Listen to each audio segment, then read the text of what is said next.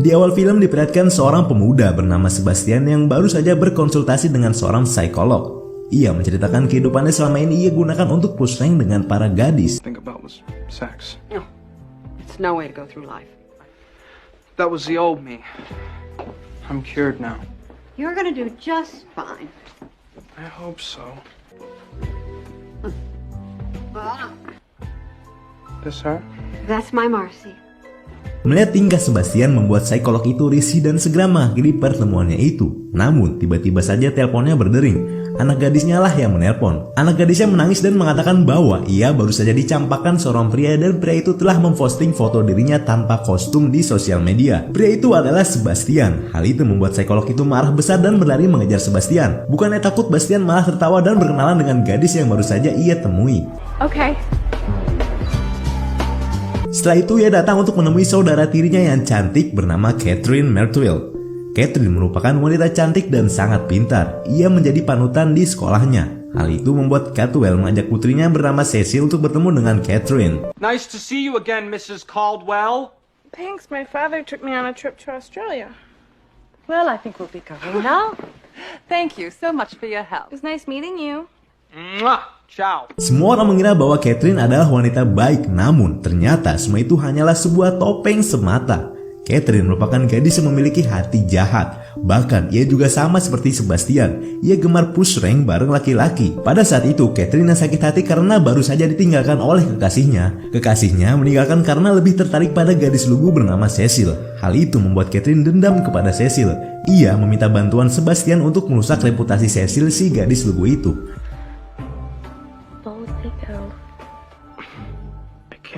Namun kala itu Sebastian menolaknya. Ia tak mau merusak reputasi gadis yang tak bersalah. Kemudian Bastian menunjukkan kepada Catherine gadis yang menjadi sasarannya. Ia memberikan sebuah majalah dan meminta Catherine membuka halaman nomor 64. Di halaman tersebut terdapat sebuah foto gadis bernama Annette Hargrove yang berasal dari kota Kansas. Annette merupakan seorang gadis religius yang pintar. Ia memiliki prinsip bahwa ia akan memberikan kunci goanya setelah ia menikah nanti. Tentu saja itu menjadi tantangan besar bagi Bastian, seorang playboy.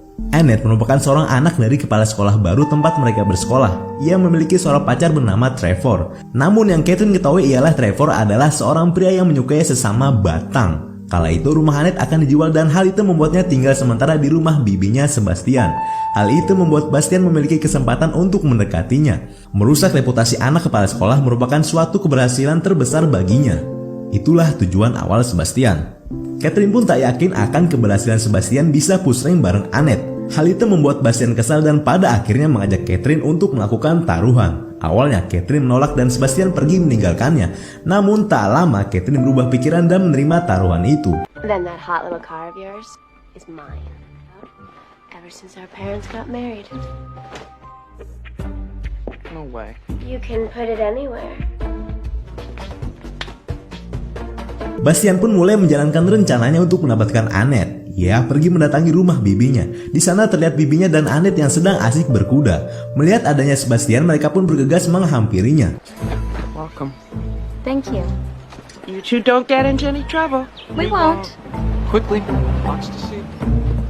Kemudian Bastian mengajak Annette untuk berkeliling halaman rumah. Di sana ia terlihat berusaha merayu Annette. Namun sayangnya Annette sudah diberitahu seseorang mengenai kelakuan Sebastian yang sering mengelabui para gadis. Hal itu membuatnya gagal untuk mendapatkan Annette pada hari itu.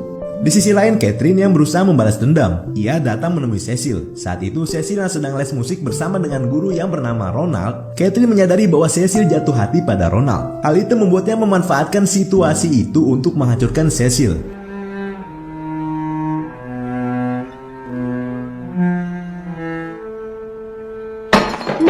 Be careful. Same time tomorrow?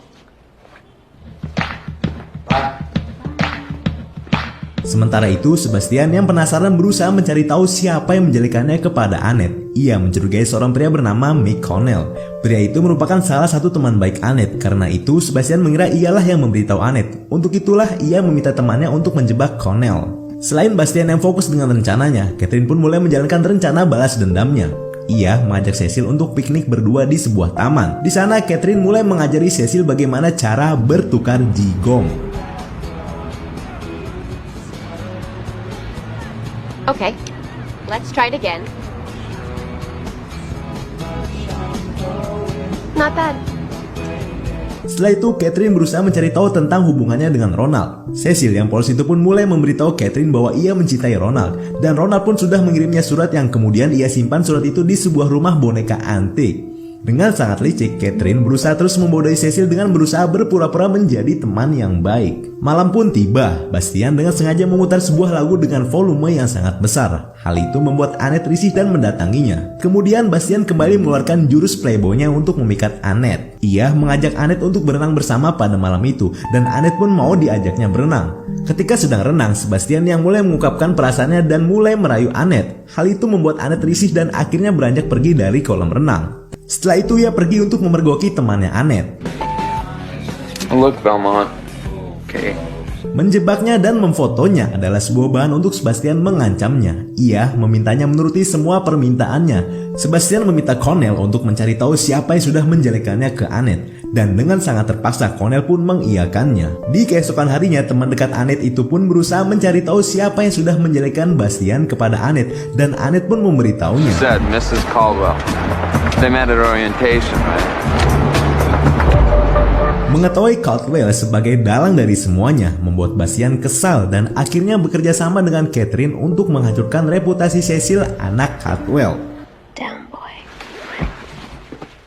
Oh, come on! Lalu kemudian Bastian menelpon Annette dan mengajaknya untuk berjalan-jalan esok hari. Di keesokan hari, Bastian menghabiskan waktu bersama Annette. Sementara Catherine menemui Caldwell untuk memberitahu hubungan Cecil dengan Ronald. Hal itu membuat Ronald diusir dari rumah Cecil dan mereka mulai menjalankan rencananya. Bastian dan Catherine menemui Ronald dan menghasutnya untuk bisa menjalin cinta dengan Cecil diam-diam. Sementara itu, Bastian pun mulai mengajari Cecil tata cara berpush rank. Semua itu mereka lakukan untuk merusak reputasi si gadis lugu tersebut. Di lain waktu, bibinya meminta Bastian dan Annette menggantikannya mengunjungi sebuah panti jompo. Dan mereka pun menuruti hal itu. Setibanya di sana, mereka terlihat menghabiskan waktu bersama para lansia. Setelah selesai di perjalanan pulang, Annette mulai menghibur Bastian dengan tingkah konyolnya. Cut it out! Please stop! Hal itu membuat Bastian tertawa dan merasakan cinta untuk pertama kalinya. Cie. Di sisi lain, Cecil terlihat resah akan hal yang sudah ia perbuat dengan Sebastian semalam. Ia berusaha menceritakan semuanya kepada Catherine. Namun, karena kebusukan Catherine yang justru makin membodohi Cecil, Cecil yang polos itu justru senang dan terus menuruti semua perkataan Catherine. Hingga tiba waktu malam, Cecil kembali menghabiskan malam bersama dengan Bastian. Demi sebuah dendam, Bastian tega membongkar aset seorang gadis lugu yang tak berdosa. Di pagi hari, Catherine memergoki Sebastian yang sedang mengamati Annette. Hal itu membuat Catherine merasa ada yang salah dari Sebastian. Hal itu membuat terjadinya perdebatan di antara mereka. She made me laugh. So that's why you're losing our bet. Do you mind if I take my new car for a ride? Namun, karena pertaruhan itu membuatnya bersikeras untuk memenangkannya. Tak lama, Sebastian pun pergi untuk menghampiri Annette. Ia mendekati Annette lalu kemudian mulai menawarkan jigong serta hendak berpusreng berdua. Namun kala itu Annette menolaknya. Hal itu membuat mereka bertengkar. I can't keep my feelings all bottled up like you. I have feelings for you, Sebastian. Then what's wrong? That's not fair. Why can't we be together? It's because I don't trust myself with you. Annette pun bergegas pergi meninggalkan Bastian. Pada malam hari, Bastian datang ke kamar Annette. Awalnya ia bermaksud untuk berpamitan padanya. Namun tiba-tiba saja Annette mendekatinya dan perlahan bertukar jigong. Lalu ia menariknya ke dekat tempat tidur dan mulai melepas asetnya. Namun anehnya Bastian tidak tega untuk pusreng bareng si Annette. Hingga pada akhirnya Bastian pun meninggalkan Annette di kamar tanpa mabar sedikit pun. Di keesokan pagi, Catherine yang sudah berada di atas tubuh Bastian pun membangunkannya. Ia memberitahu bahwa Annette sudah pergi. Hal itu membuat Bastian bergegas pergi mencarinya. Mengetahui Annette ada di stasiun, ia pun bergegas menyusulnya. Hingga tibalah di suatu stasiun. Di sana ia berhasil menemukan Annette.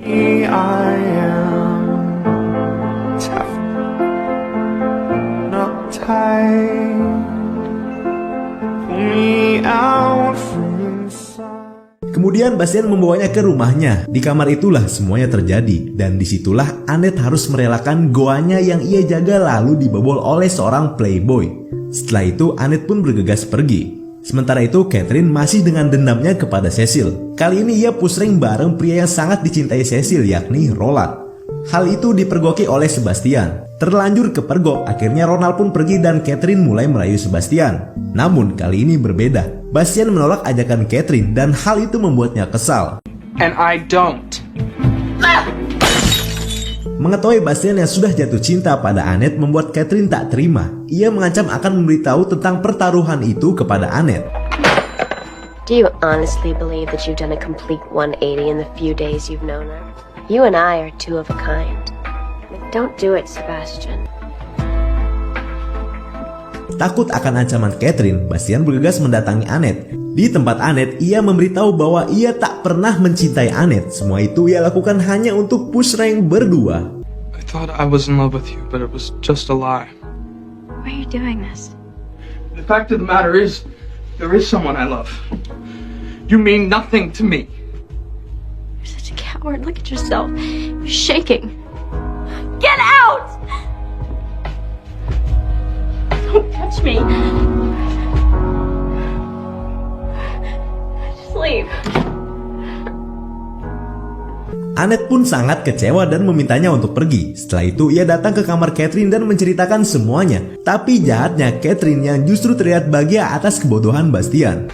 You gave up on the first person you ever loved, and now you've completely blown it with her. You're just a toy, Sebastian. Cheers.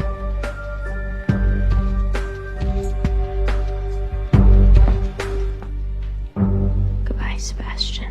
Mengetahui jahatnya Catherine membuat Bastian menyesali semua perbuatannya itu. Ia berusaha mendatangi Annette untuk meminta maaf dan memperbaiki semuanya. Namun Annette sudah tak mau menemuinya. Hingga akhirnya ia pun menitipkan surat dan sebuah jurnal harian miliknya. Annette pun menerimanya dan mulai membacanya.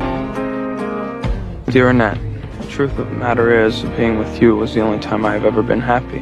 I succeeded in hurting the first person I loved. My journal. For a long time I considered it my trophy. Di jurnal itu semua tentang Bastian tertulis dengan sangat baik. Semua kejahatannya dan semua tentang Annette pun ada di sana. Namun tak hanya itu, semua kejahatan Catherine pun tertulis di jurnal tersebut. Tak merasa puas dengan semua yang sudah ia lakukan, Catherine pun kembali berulah. Kali ini ia menelpon Ronald dan mengatakan bahwa Bastian sudah membobol wanita yang ia cintai, yaitu Cecil. Mendengar hal itu membuat emosi Ronald memuncak. Dengan sangat emosi, Ronald bergegas pergi mencari Bastian untuk memberinya pelajaran. Sementara itu, Bastian yang kala itu berada di depan tempat tinggal Annette terlihat kelelahan dan bergegas pulang. Annette yang melihat hal itu berusaha menyusulnya. Namun di tengah perjalanan, Ronald bertemu dengan Bastian dan terjadilah perkelahian. Perkelahian itu dilihat oleh Annette. Annette berusaha menghentikan mereka. Namun naas, ia malah terpental ke tengah jalan. Terlihat sebuah mobil melaju kencang ke arah Annette. Melihat hal itu, Bastian pun berlari dan menyelamatkan Annette.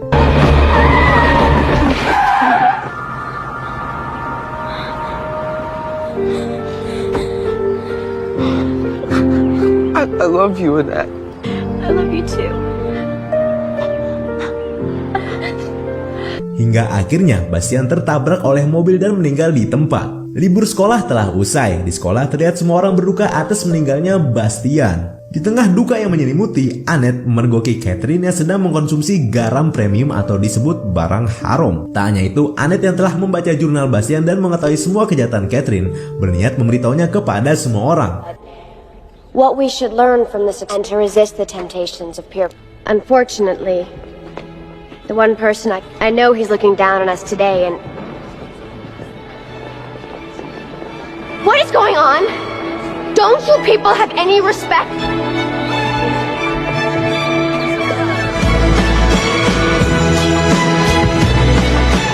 Hal tersebut dilakukan dengan cara mengcopy jurnal harian Bastian lalu dibantu oleh Cecil. Jurnal itu pun disebarluaskan ke seluruh siswa. Seketika Catherine yang dikenal sebagai gadis cantik yang menjadi panutan di sekolah harus merasakan malu karena. kejahatannya.